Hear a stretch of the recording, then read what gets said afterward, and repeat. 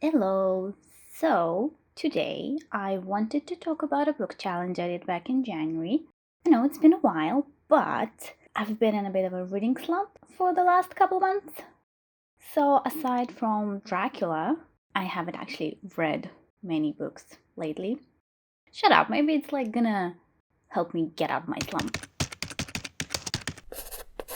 Welcome, I'm Kat, and back in January, I did 10 books in 10 days challenge, which was quite, well, challenging because, getting home after a full day at work and then just having to sit down and finish a book, that was not easy. I don't know if that counts as cheating or not, but I did try and choose shorter books, up to 250, 300 pages, because otherwise I would have not finished it. I would just gave up in the middle. However, I did try to choose books I wouldn't have picked up otherwise. They're always on 100 books you must read before you die lists or whatever, and I just never read them. So everything here is going to be absolutely spoiler free. I'm not going to get into too much detail, but I will give a little summary for every book, even if it's super known when the book's about. I'm just going to do it just for consistency's sake, because I like when stuff is organized and numbered and in a nice pretty spreadsheet. I'm kidding, this is I don't write my scripts in. Anyway, the first book I read was Animal Farm by George Orwell. It's a really short book. I was actually surprised. The book is about a group of animals on a farm, and one day they decide to kick out their human masters and just govern themselves. They try and build this idyllic utopian society for animals, but then things quickly go downhill. And it was an interesting read, but I can't say I was particularly invested in the characters or what was happening or anything, just because it's kind of written as almost like a fable slash fairy tale where things happen super quickly. And that kind of makes sense because the whole book is a metaphor about the rise of dictatorship and specifically Stalinism. So I wasn't blown away or anything, but it was a really interesting read.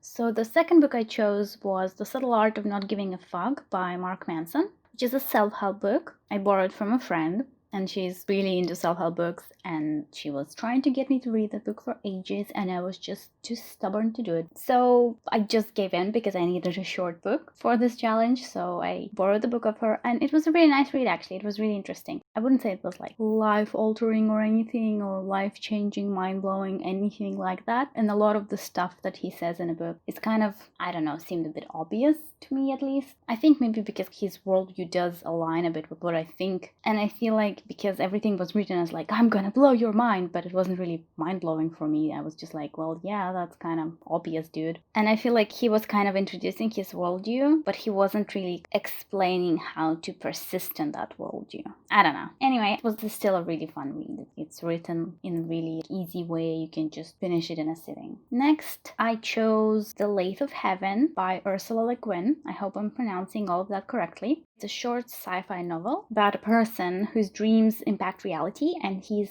therapist discovers it and tries to use it for his own advantage. And it's such a good book. I really loved it. I think this book was the only one out of all 10 that I read that I'm actually gonna read again, because I really liked the writing style, I liked the idea, I liked the characters. It was really well paced, and it's a short book, but I felt like I was just getting sucked in. And when it ended, I was actually kind of sad that it's over now. So just a really good book. I usually don't like fancy literary writing style, but here I think Ursula Le Guin has this nice balance between it being really readable and engaging, but also really beautiful. And I did read other books by her, but it was years ago when I was still in high school, so I feel like I didn't actually appreciate her writing style back then. So I really need to pick up some other books by her. The next book was The Great Gatsby by Scott Fitzgerald, and it's about a young man who befriends this rich dude who throws really elaborate fancy parties because he hopes to catch attention of the girl that he's in love with, I think. I don't know, this book was such a slog. Something about the writing style just rubbed me the wrong way. As much as I love Ursula Le Guin's writing style, I hated this writing style equally. I just felt like I was struggling through every single line. Some pages I had to read again because I just didn't understand what was happening, because it was kind of written in a very convoluted way. And this is a really short book, but oh my god. So the plot was kind of pointless. I didn't like the characters, so yeah, didn't like this book at all. Next book I read for this challenge was Everything is Fucked by Mark Manson, which is the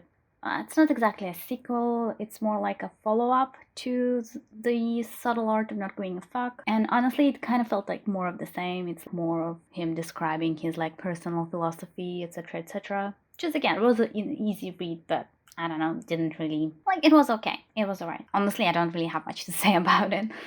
The next book I chose was The Ghost from the Grand Banks by Arthur C. Clarke. And the book follows the efforts of two teams to raise Titanic from the bottom of the ocean because the anniversary of its sinking is coming up and there's a whole bunch of characters. And honestly, I can't really remember what was the point of this book. I didn't really like it that much. I like Arthur C. Clarke and I did read a few books by him, but this one just did not, I don't know, it just felt like I didn't like the characters. It felt like there were like a whole bunch of really interesting elements, but they just did not come together. There were a lot of ideas that were just glossed over, and it did not feel like all the threads connected at the end. The book just ended. It did not feel like there was some sort of conclusion. So yeah, I didn't like it much. And honestly, don't really recommend this book if you want to read Arthur C. Clarke. Maybe pick up Rendezvous with Rama is one that I really liked. That was a really good book. And Childhood Sand was really interesting. But yeah, this one's kind of blah. So at this point in the challenge, I was getting super tired. So I needed something really short. So one of my friends gave me The Art of War. So this is an absolutely tiny book and it's all written in this poem structure thing. I don't know how you would call it even. And it was pretty interesting, especially thinking of how long ago it was written. Some of the concepts seemed quite modern even, so that was really interesting read. But I feel like I would have appreciated it more if I actually knew a bit more of the history behind it or something. Like I have literally know nothing about this book, so I just picked it up and I'm like, oh well, this is interesting. So I feel like I didn't take away as much as I could from it if I knew a bit more of like the backstory. The next book I read was Never Let Me Go by Kazuo Ishiguro. I think that's how you pronounce his name. I knew nothing about this book. I just borrowed it off my friend because it was short and she said it was good. And honestly, I feel like this is actually the best way to enjoy it because I went into it absolutely blind. So for me, throughout this book, there was this whole element of mystery of trying to figure out what exactly is happening. I think I did enjoy it. I like the characters. I like the atmosphere. I do think that the book was a bit weaker on the world building. I didn't quite understand how the situation came to be, which I guess wasn't really the point. I feel like you're supposed to enjoy it on a more like emotional level rather than world building level. But for some reason it kind of bugged me. I was like, well, but how did you guys end up here? How did this happen? Like it's kind of explained, but it just felt like it didn't make sense. It's such a convoluted system, but still, I did enjoy it. I thought it was a good book. I didn't cry though. Well, maybe I was close to crying one time. The second to last book that I read was Clockwork Orange by Anthony Burgess. Oh my god, I'm butchering all the names, I'm sorry. As with most of the other books, I just borrowed it off a friend because I just don't like accumulating stuff right now, so I'm just taking books where I can find them. So I borrowed it from my friend and he warned me that it's gonna be like a real slog because it has a bunch of made up words in it. But surprisingly, I did get into it really easily because all the made up words, not all of them, but a lot of them had Russian roots. They were originally from either Russian or one of the Slavic languages. So it wasn't that big of a deal for me. Like in the beginning, it was a bit hard because my brain keeps switching back and forth and it was a bit confusing, but it was alright. I did not like the book itself particularly, and it's not because it was really gruesome, like some fucked up shit happens in this book, but that's not why I hated it. I actually really enjoyed it right up until the very last chapter, and for me, just during the whole book, I just got really annoyed. It felt like throughout the book, the author had something to say, and then at the very end, you're like, oh, so I guess what I thought you were saying, you weren't actually saying. Never mind, I don't want to get into spoilers, but I was really annoyed at this book. Maybe I'll do like a video ranting about this book. No, actually, ranting on the internet is never a good idea. Never mind, scratch that. And finally, the last book I read was Frankenstein by Mary Shelley. I'm sure everyone knows what it's about, but still, it's about Frankenstein, this young scientist. He becomes obsessed with this idea of creating life through science, and he manages to do it only to regret his actions. So the writing style was a bit of a struggle in the beginning. It was a bit melodramatic at points, but I guess that's product of its time. I did enjoy the book quite a lot. It did have ups and downs for me. Some sections were more interesting than others. For example, I did really like the perspective of the monster, and then some bits were just dead spots in the middle of the book suddenly. But overall, I think it was an interesting experience. And I think like the whole idea of Is he a monster because of what he is, or is he a monster because of how the world treats him? That's a lot of interesting ideas in there. So I did overall enjoy this book, and that was my last book. That's it. So overall, it was not an easy challenge. I did feel tired at the end of those 10 days. I did enjoy it. I'm really proud that I actually managed to finish it. I'm really proud that I actually read some books I wouldn't have otherwise.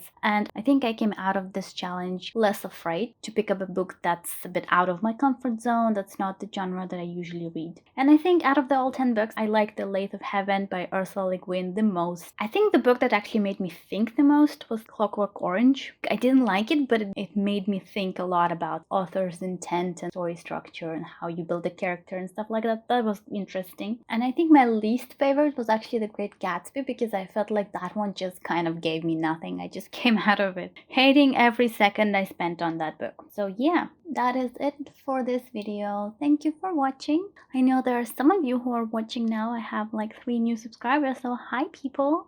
I don't know how you found me, but thanks for watching. So yeah, that's it. Goodbye.